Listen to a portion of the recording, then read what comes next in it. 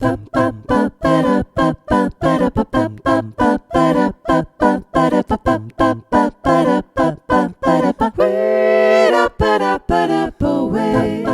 à toutes, bonjour à tous et bienvenue dans Chanter en chœur, ça s'apprend, le podcast des amoureux du chant choral.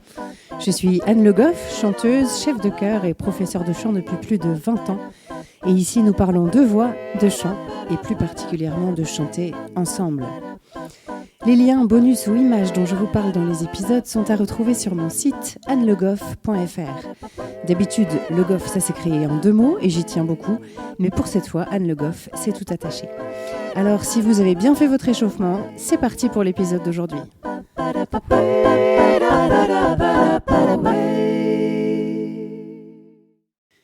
Le qui suis-je du jour. Dans le dernier épisode consacré aux 4 paramètres du son, je vous ai parlé du chœur Microcosmos, un chœur de jeunes gens auquel j'ai pris part avec grand bonheur pendant 7 ans. Aujourd'hui, je voudrais vous parler d'un projet tout particulier que j'ai eu la chance de vivre avec ce chœur. En 2013, Loïc Pierre a fait une sélection de 12 chanteurs, parmi ceux qui étaient dans le chœur à ce moment-là, dont je faisais partie, mais aussi parmi d'autres qui avaient quitté le chœur depuis. Dans ces 12 chanteurs, 6 hommes, 6 femmes, et j'ai eu la chance d'être sélectionnée dans le pupitre d'alto. Mais alors pourquoi faire, me direz-vous ? Eh bien, connaissez-vous Meredith Monk ? C'est une artiste américaine qui va fêter en cette fin d'année 2022 ses 80 ans, et elle est plurielle puisqu'elle est à la fois compositrice, chanteuse, réalisatrice, scénariste, actrice, danseuse et chorégraphe. Elle a beaucoup mêlé les styles et les arts dans ses compositions, et c'est quelqu'un qui a beaucoup innové en matière de voix et de technique de jeu. Elle a d'ailleurs été récompensée pour ça des mains de Barack Obama, s'il vous plaît. Eh bien, avec Loïc, nous sommes allés pendant 1 semaine chez Meredith Monk, dans son loft à New York, pour travailler un certain nombre de ses pièces, sous son œil averti donc, mais aussi avec 2 de ses acolytes, qui sont des chanteuses de son ensemble, en qui elle a une grande confiance, et qui sont aussi là pour transcrire ses partitions, par exemple. Quelques mois plus tard, Meredith est à son tour venue en France et nous avons fait quelques concerts avec elle et Cathy Geisinger, l'une des chanteuses dont je vous parlais. Ça a été une expérience formidable, d'abord de découvrir New York entre amis, et puis on a eu aussi beaucoup de chance parce qu'on y est allé au moment de Halloween. Donc on a pu participer à la célèbre parade à New York et je dois dire que c'est quand même quelque chose à vivre. Mais aussi cette expérience avec cette musicienne si singulière, qui est d'une gentillesse incroyable, tout en étant extrêmement claire et exigeante sur le son qu'elle veut entendre, la manière dont on doit interpréter ses musiques, quand bien même elles nous font aller chercher des sonorités qu'on n'a pas du tout l'habitude de produire. Aujourd'hui, on aborde un sujet qui peut sembler très simple et très quotidien, mais qui est en fait extrêmement vaste. On va parler de l'écoute. Évidemment, l'écoute, c'est peut-être la première compétence qui va être mise en œuvre dans toute activité musicale. Quand on est musicien, la qualité de ce qu'on va être capable de produire, que ce soit individuellement ou en groupe, est intimement liée à la capacité qu'on a de percevoir, d'analyser et de reproduire des événements sonores. Mais l'écoute, ce n'est pas seulement être sensible aux éléments du langage musical, et puis éventuellement de les comprendre. Alors quand je dis éléments du langage musical, je parle en premier lieu des 4 paramètres du son dont on a parlé dans l'épisode 15. Donc l'écoute, ce n'est pas seulement ça. Pour la mettre en œuvre, on a besoin d'un certain nombre d'autres compétences, qui sont par exemple la concentration, la capacité à focaliser son attention, la mémoire, notamment auditive, ou encore une certaine sensibilité. On peut remarquer que ces qualités sont également importantes dans le cadre de l'acquisition du langage, et plus globalement de la maîtrise de la langue. Dès lors, on comprend pourquoi la pratique musicale peut être vraiment un atout pour l'apprentissage plus global chez les enfants. Alors, ça peut paraître un peu simpliste que de dire qu'il faut écouter quand on chante en chœur. Oui, ça semble évident pour la plupart d'entre nous, et tant mieux. Pour autant, ce n'est pas toujours quelque chose qu'on arrive à faire, parce que savoir écouter, déjà dans la vie, ce n'est pas une qualité si instinctive pour chacun d'entre nous, pour plein de raisons. Mais aussi parce que l'écoute quand on chante en chœur, c'est une écoute assez particulière. D'abord, je vous propose de faire un petit point sur la différence entre les verbes entendre et écouter. Entendre, c'est une attitude passive qui est liée à un sens. Et ce sens, c'est l'ouïe, comme vous le savez. Donc entendre, c'est littéralement percevoir un son grâce à notre oreille et notre ouïe. Écouter, c'est autre chose. Écouter, c'est une attitude active, donc qui dépend de notre volonté. Tiens, je vais répéter ça. Écouter, ça dépend de notre volonté. Si je le dis autrement, pour écouter, il faut le vouloir. Il faut vouloir prêter attention à une chose en particulier. Il faut s'appliquer, se concentrer sur ce qu'on veut écouter. Il y a une expression en français qui le dit bien, il faut prêter l'oreille. On a d'ailleurs la même différence entre regarder et voir, si ça peut vous aider à mieux percevoir la nuance. On peut voir quelque chose, c'est-à-dire la voir dans son champ de vision, ou on peut regarder quelque chose, c'est-à-dire l'observer, chercher peut-être à le comprendre. Si on le dit encore d'une autre manière, entendre, c'est une capacité physique liée à l'oreille, et écouter, c'est une capacité cognitive, donc liée cette fois-ci au cerveau. En fait, écouter, c'est une faculté intellectuelle qui nous permet de chercher à comprendre un son, de vraiment le percevoir. Même chose pour la vue. On voit avec les yeux et on regarde avec le cerveau, pour simplifier. Alors j'attire votre attention sur le fait que ce sont là les deux seuls sens pour lesquels le français nous propose une distinction. Et là, je m'adresse aux auditeurs qui maîtrisent une langue étrangère.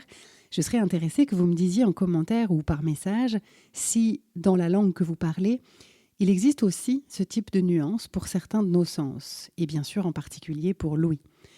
Par exemple, en anglais, on a bien hear, qui veut dire entendre, et listen, qui signifie écouter. Ce qui serait intéressant aussi, c'est de savoir si, pourquoi pas, dans d'autres langues, il pourrait exister encore d'autres variantes qui pourraient nous mettre sur la piste d'autres manières encore d'entendre ou d'écouter. Parfois, certaines langues ou cultures très imagées peuvent nous donner d'autres perspectives. Mais bon, je m'égare un peu ici. Donc je reviens à nos moutons en vous disant que, bien entendu, cette capacité cognitive, cette faculté à entendre de manière active donc et avec son cerveau, c'est une capacité qui, comme beaucoup, peut être travaillée, affinée. Dans le cas des chanteurs et plus généralement de tous les musiciens, évidemment, elle doit être affinée, bien sûr.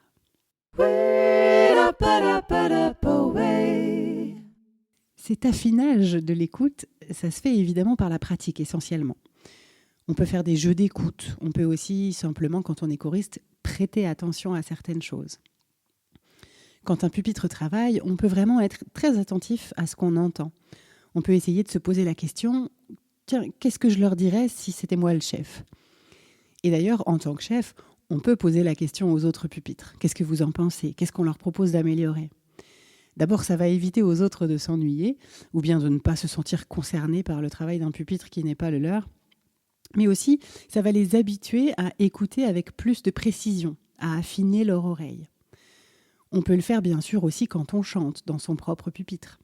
Avant que le chef ne fasse ses demandes ou ses remarques, on peut s'interroger sur ce qu'on améliorerait dans ce qu'on vient de faire, que ce soit au point de vue justesse, phrasé, nuance, articulation, texte, etc. Apprendre à écouter, c'est déjà simplement prendre l'habitude de le faire. Aller plus loin que juste entendre ce qu'on chante ou ce que chantent les autres, mais s'interroger, analyser ce qu'on entend. Ça, évidemment, c'est source de progrès parce que ce qu'on entend, ce qu'on repère, on est plus à même de le corriger. Quand je donne des cours de chant, j'explique souvent que l'oreille est en avance sur la technique vocale. Bien souvent, un parcours en cours de chant peut sembler frustrant à quelques moments parce que finalement, on a toujours l'impression qu'on n'arrive pas à faire ce qu'on voudrait entendre. Alors en fait, notre oreille progresse d'abord, donc on entend que le résultat n'est pas aussi bien que ce qu'on voudrait. Et puis on progresse, et comme on sait ce qu'on veut entendre, on évolue. Mais entre-temps, notre oreille évolue elle aussi. Et donc finalement, on est toujours un peu en retard sur notre oreille. C'est une bonne chose, évidemment, parce que si notre oreille n'évoluait pas, on ne pourrait pas progresser en technique vocale, en musicalité ou dans nos sensations corporelles.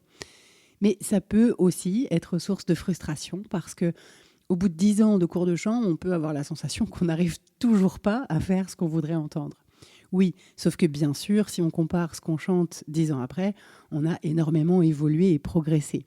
Et ce qu'on veut entendre est quelque chose de bien plus précis par rapport à ce qu'on cherchait 10 ans avant. Mais voilà, notre oreille, elle est déjà devant sur le chemin.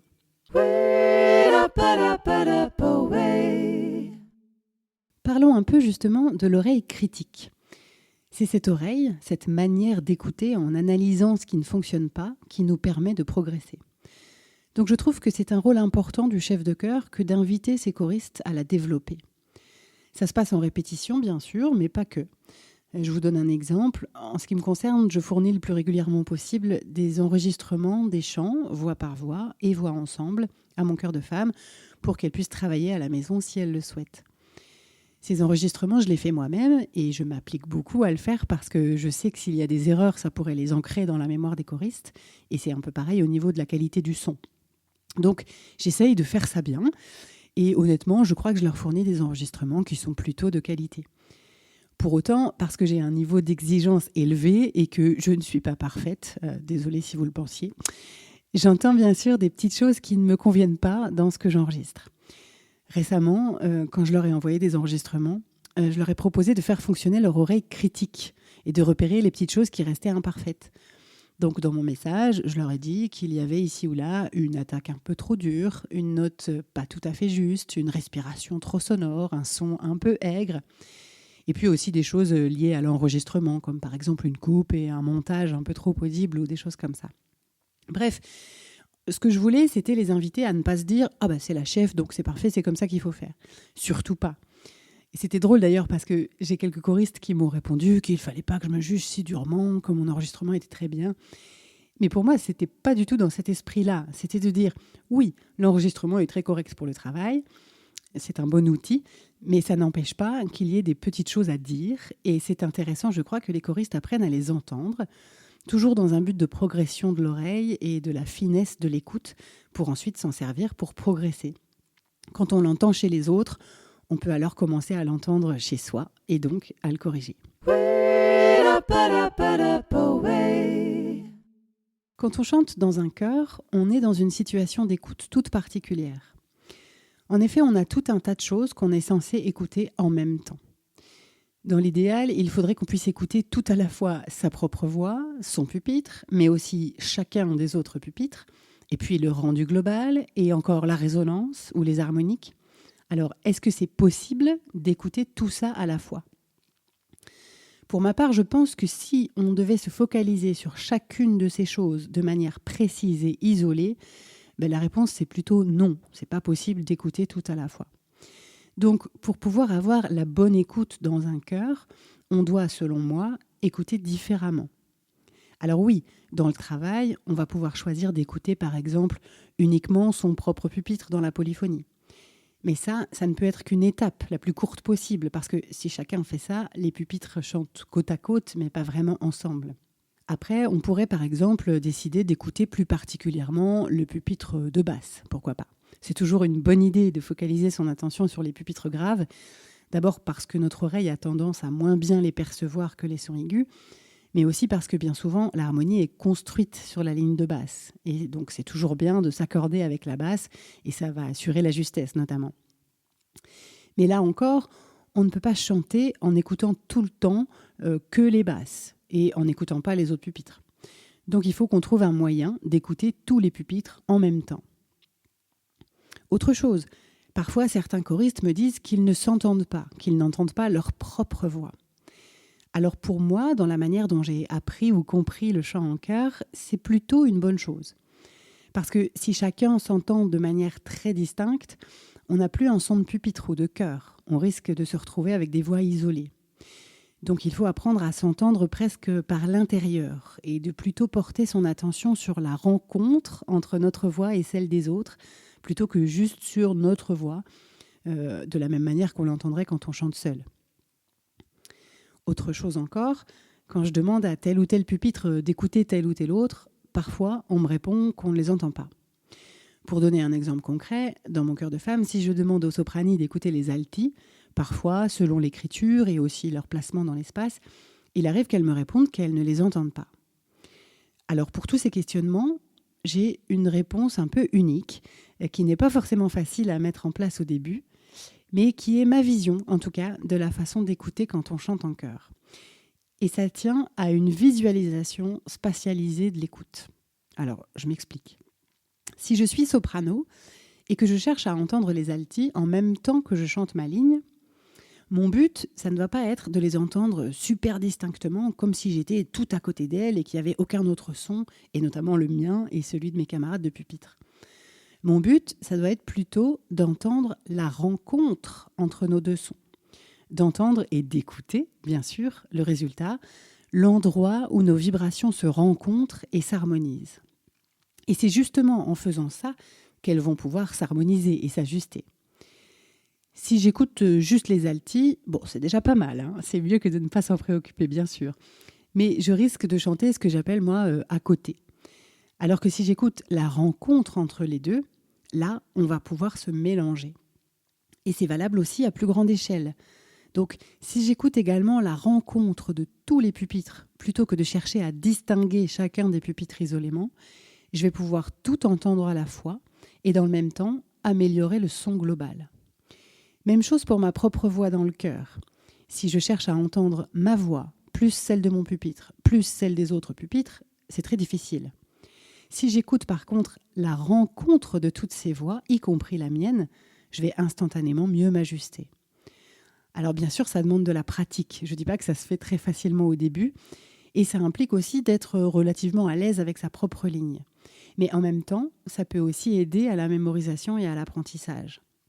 Si on a une ligne qui mélodiquement est difficile, avec des intervalles un peu ardus, ça peut vraiment aider d'avoir une écoute plus verticale et de sentir, vous noterez que là je parle de sensation et plus d'écoute, de sentir donc où se situe notre note dans l'harmonie.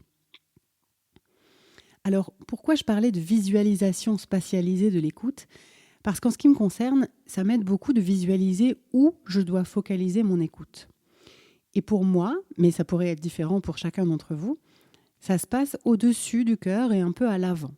Par exemple, si vous imaginez un cœur en arc de cercle, la boule d'écoute, si je peux l'appeler ainsi, je vais la situer juste un peu au-dessus du chef de chœur finalement. En tout cas, entre lui et les choristes et en l'air. D'après mon expérience, si tout le monde focalise son attention et son écoute sur cet endroit-là, sous réserve bien sûr d'en avoir parlé avant, d'avoir expliqué et expérimenté la chose, on obtient de bons résultats.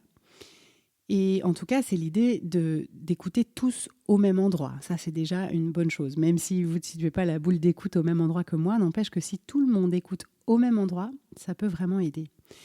Et d'ailleurs, c'est pour ça que parfois, on peut me voir quand je dirige lever le bras en montrant du doigt quelque chose en l'air. Alors non, je n'invoque pas le dieu du chant choral, mais je rappelle à mes choristes d'aller focaliser leur attention et leur écoute au même endroit et surtout pas juste autour d'eux. En fait, c'est une manière de faire le lien entre ce que j'entends à l'intérieur et ce que j'entends à l'extérieur.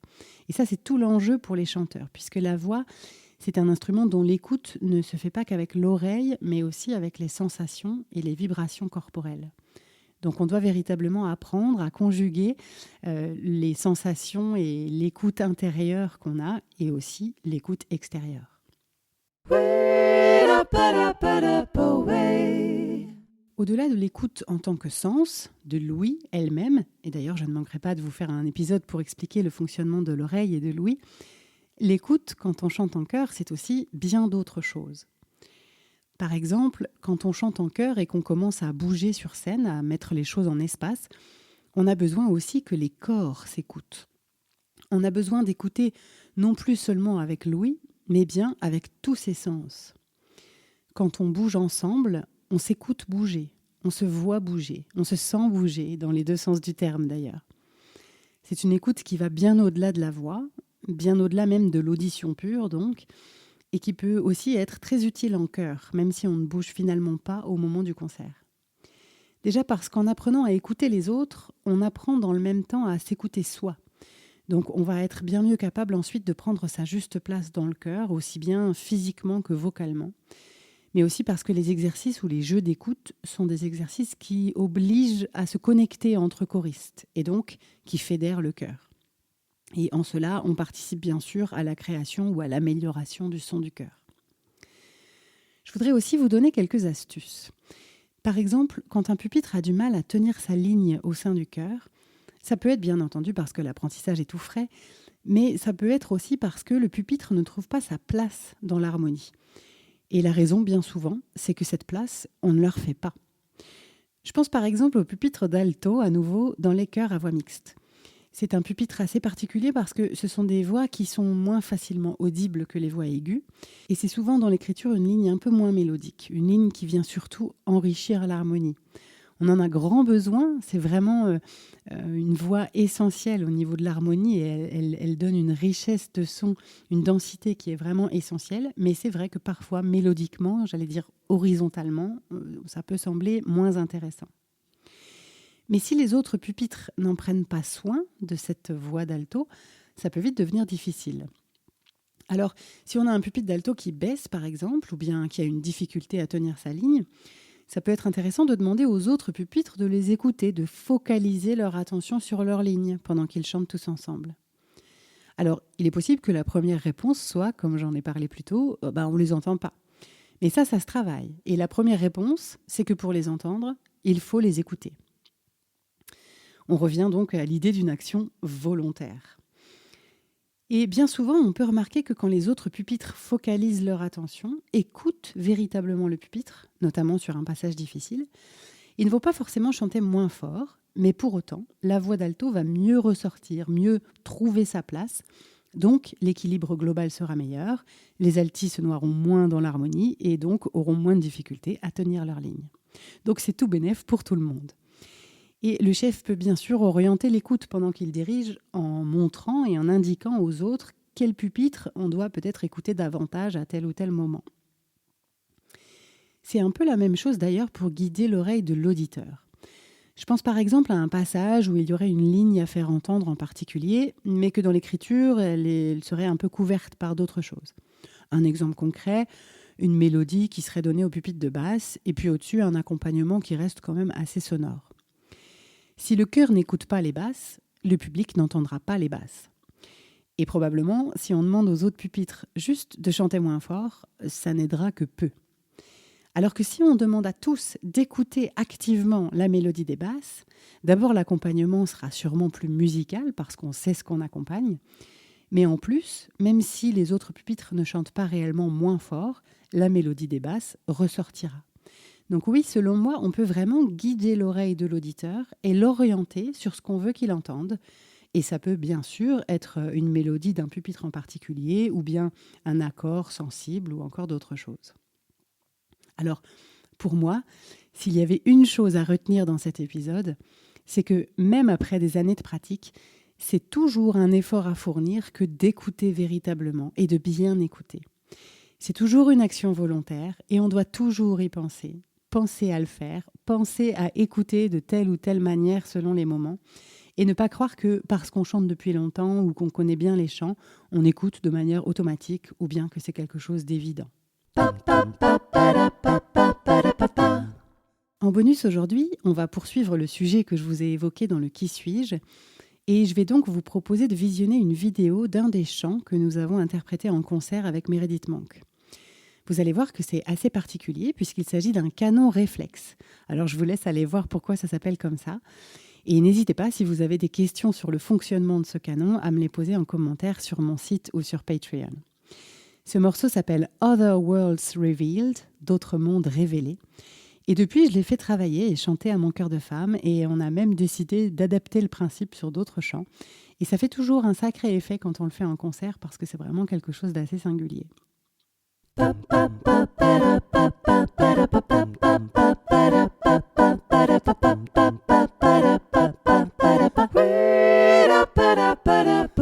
J'espère que cet épisode vous a plu.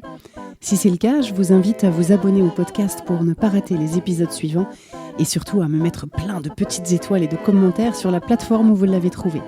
Ça me sera d'une grande aide pour le faire découvrir à davantage de passionnés de chant en chœur. N'hésitez pas bien sûr à en parler à vos camarades choristes, mais pas pendant la répétition, et même à votre chef de chœur. C'est toujours intéressant pour eux d'avoir des ressources et pour moi d'avoir des retours. Si vous aimez mon travail, vous pouvez aussi me soutenir en prenant un abonnement sur Patreon. C'est une plateforme de financement participatif et les abonnements démarrent à 1 € par mois. Ça me permettra de continuer sereinement à réaliser ce podcast. Rendez-vous sur le site Patreon, Patreon, et vous cherchez Chanter en chœur tout attaché.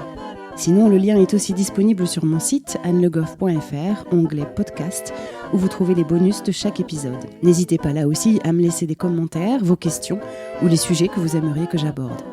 Merci à tous, on se retrouve la semaine prochaine pour un nouvel épisode de Chanter en chœur, ça s'apprend. D'ici là, prenez soin de vous et de votre voix.